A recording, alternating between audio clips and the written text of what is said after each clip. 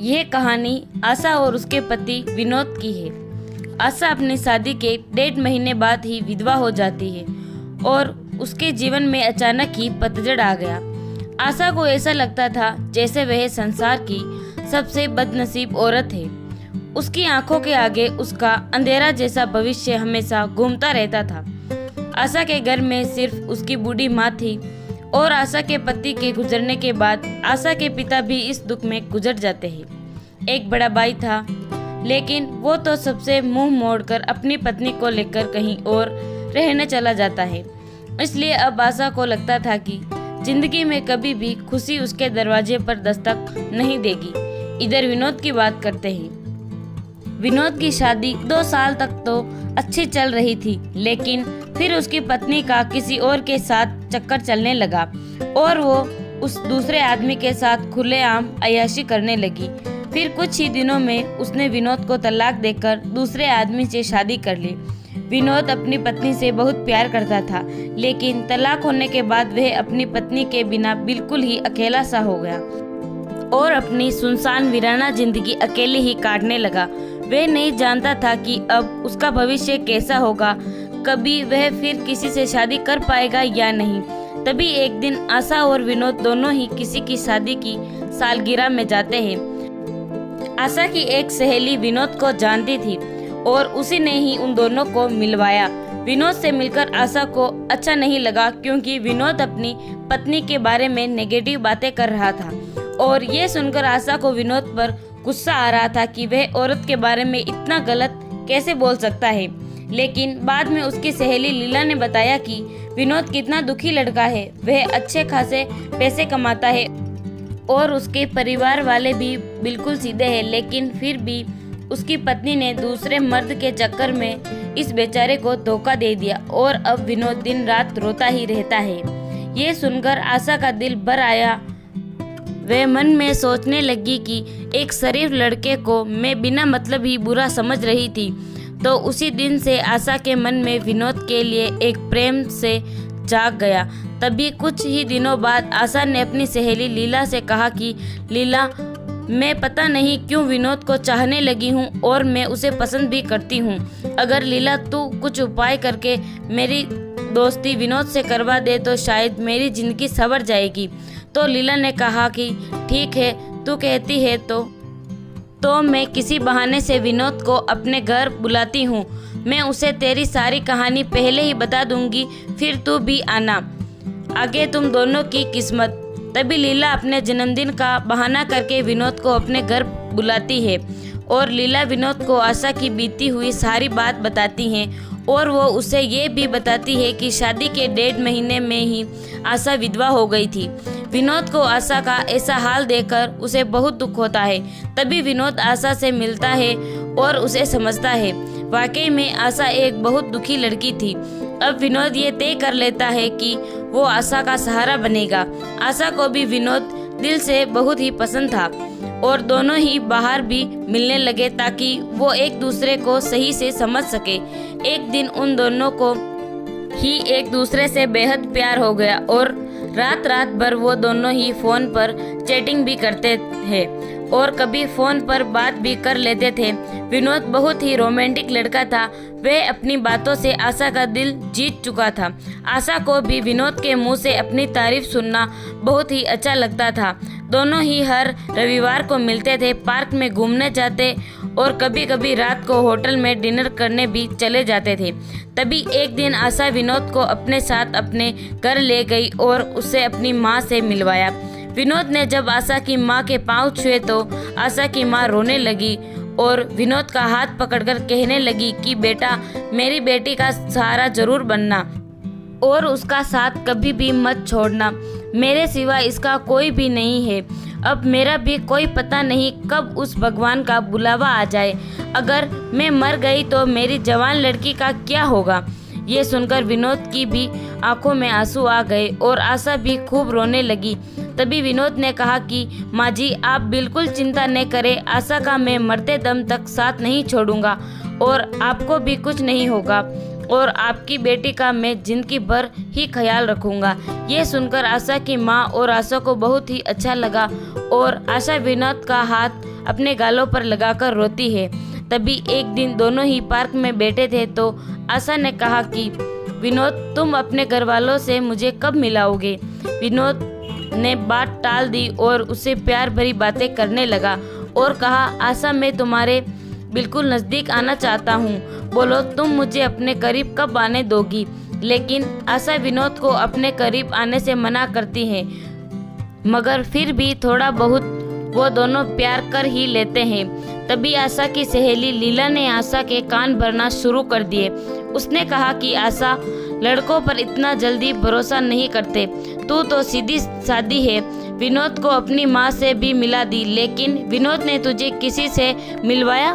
कहीं ऐसा न हो कि वो तुझे इस्तेमाल करके न छोड़ दे। ये सुनकर आशा के कान खड़े हो गए और वह सोचने लगी कि कहीं विनोद मुझे धोखा तो नहीं दे रहा। उधर विनोद ये सोच रहा था कि मैं आशा को अपने घर कैसे लेकर आऊं। मेरा घर बिल्कुल छोटा सा है और मैं उसे अभी नहीं बताऊंगा कि उसके लिए मैंने एक घर बुक कर लिया है और 50,000 जमा भी कर दिए हैं और बाकी के मैं बैंक के किस्त बनवा लूँगा। 1 महीने बाद विनोद का जन्मदिन था। विनोद ने सोचा मेरे जन्मदिन पर ही आशा को सरप्राइज दूंगा और तभी आशा और उसकी माँ को भी घर बुला लूँगा।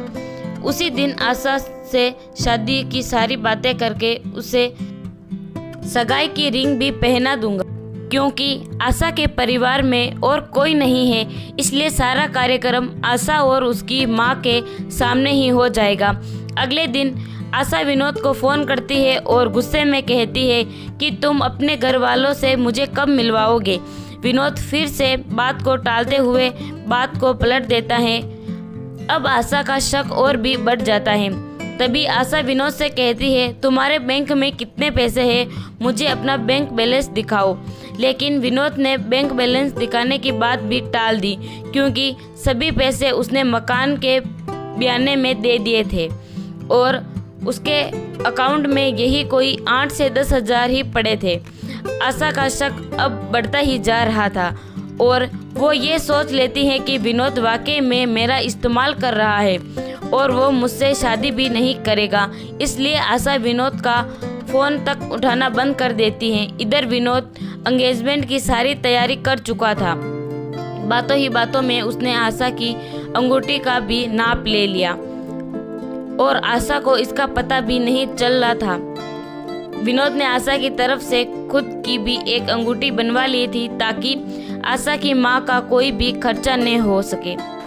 विनोद ने किसी से थोड़ा कर्जा लेकर आशा के लिए साड़ी और उसका सारा सामान खरीद लिया था और उसकी माँ के लिए भी एक सुंदर साड़ी खरीद ली। अब विनोद ने सबको यह कह दिया कि मेरे जन्मदिन वाली रात को मेरी सगाई आशा से है और उसके घर में भी उसने सबको बता दिया था। सारी तैयारियां हो चुकी थी। तभी एक दिन विनोद ने आशा को 3 बार कॉल किया, मगर आशा ने उसका फ़ोन गुस्से में उठाया और कहा कि क्या बात है, जल्दी कहो। तो विनोद ने कहा, कल शाम को 5 बजे तुम और तुम्हारी माँ को मैं लेने आ रहा हूँ। तो आशा ने कहा कि मुझे कहीं भी नहीं जाना। तो विनोद ने कहा कि आशा, कल मेरा जन्मदिन है। विनोद ने ये बताया, लेकिन फिर भी आशा ने विनोद को जन्मदिन की बधाई नहीं दी। तभी आशा ने सोचा कि जन्मदिन में चली जाती हूँ, इससे इसका पर्दाफाश भी हो जाएगा। अगली शाम आशा और उसकी माँ तैयार हो जाती हैं और सुमित की गाड़ी में बैठकर उसके साथ चली जाती है। पूरे रास्ते में आशा ने विनोद से कोई बात नहीं की। उसे तो विनोद के रूप में एक धोखेबाज नजर आ रहा था। तभी जैसे ही आशा विनोद के घर की दहलीज पर कदम रखती है, वैसे ही विनोद की माँ आरती की थाली लेकर आती है और आशा को टीका लगाकर उसकी आरती उतारती है। ये देखकर आशा हैरान रह जाती है। तभी वो भी विनोद की माँ के पाँव छूती है। उसकी माँ उसे अंदर आने के लिए कहती है। सभी लोग खड़े थे। विनोद ने बड़े भाई भाभी, विनोद के भतीजा भतीजी और विनोद की माँ, वे भोले भोले उनके बाबूजी, सभी लोग आशा और उसकी माँ का स्वागत करते हैं और बैठने के लिए कहते हैं और विनोद का जन्मदिन भी मन जाता है। उसके बाद आशा जाने के लिए कहती है तो विनोद की माँ कहती है कि बहू, तुम्हें जाने के लिए नहीं बुलाया है, हमेशा के लिए यहीं रखने के लिए बुलाया है। आशा समझ नहीं पाती। तभी विनोद की बड़ी भाभी 2 फूलों की माला और एक प्लेट में 2 अंगूठियां लेकर आती है। ये देखकर आशा विनोद की तरफ बड़े ही आश्चर्य के साथ देखती है। तभी विनोद एक अंगूठी आशा के हाथ में रख देता है और कहता है, आज हमारी एंगेजमेंट है आशा, और इस बात के लिए मैं तुम्हें सरप्राइज करना चाहता था। तुम्हें ये रिश्ता मंजूर है न? आशा रोने लग जाती है और मन में ये सोचती है कि मैंने किस लड़के पर शक किया। सुमित ने नए मकान के कागज भी सुमित के हाथ में रख दिए और कहा कि आशा, ये मकान मैंने तुम्हारे लिए लिया है क्योंकि हमारा ये मकान थोड़ा छोटा है। इसलिए आशा की आंखों में अब अपने आंसुओं को रोक ही नहीं पा रही थी। तभी आशा ने मकान के कागज अपनी सास के हाथ में रखते हुए कहा कि माँ जी, मुझे तो इसी घर में रहना है, आपके साथ मुझे नया मकान नहीं चाहिए। इस बात से घर के सभी लोग खुश हो जाते हैं। तभी विनोद कहता है कि आशा, तुम्हारी माँ भी हमारे साथ ही रहेगी, भला वो अकेली कैसे रह पाएगी। ऐसा करते हैं, जो मकान मैंने लिया है वो पास में ही है, माँ को तुम वही शिफ्ट कर दो ताकि तुम अपने दोनों माँ को संभाल सको। अब सब कुछ ठीक हो गया था। कहाँ आशा एक शक की वजह से सब खत्म करने जा रही थी। ये गलती उसे बहुत महंगी पड़ने वाली थी, मगर आशा ने विनोद के घर जाकर अच्छा ही किया। इसलिए दोस्तों, जीवन में कभी किसी शक की वजह से आप अपने प्यार को कभी मत छोड़ना। पहले पूरा सच जानना, फिर कोई कदम उठाना, तभी आपका भी रिश्ता बच सकता है। दोस्तों, विधवा और तलाकशुदा लड़का, एक दर्द भरी कहानी। हिंदी कहानी को पढ़ने के लिए धन्यवाद। आपको ये कहानी कैसी लगी नीचे कमेंट करके हमें ज़रूर बताइएगा। अगर आपको ये कहानी पसंद आई हो तो अपने दोस्तों के साथ ज़रूर शेयर करें और ऐसे ही प्यारी कहानियाँ सुनने के लिए हमारे YouTube चैनल से जुड़े। फ्रेंड्स, आप लोग वीडियो तो देख लेते हो लेकिन सब्सक्राइब नहीं करते। प्लीज़ जल्दी से चैनल को सब्सक्राइब करिए। धन्यवाद।